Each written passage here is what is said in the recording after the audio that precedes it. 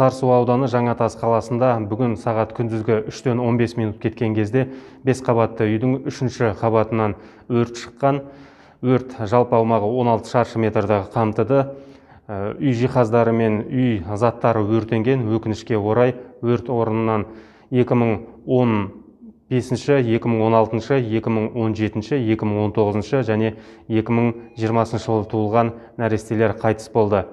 4 нәресте жедел жәрдем көлігімен ауруханаға жеткізілген бойда жан тапсырса, өрт оқиғасына барған мамандар 5-ші нәрестенің мәйітін өрт орнынан алып шықты.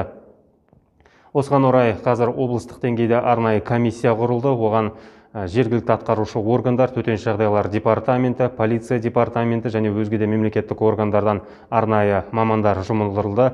Қазақстан Республикасы төтенше жағдайлар министрлігі бұндай оқиғаны болдырмас үшін барлық сақтық шараларын сақтауға және нәресте балаларды үйде жалғыз қалдырмауға кеңес береді.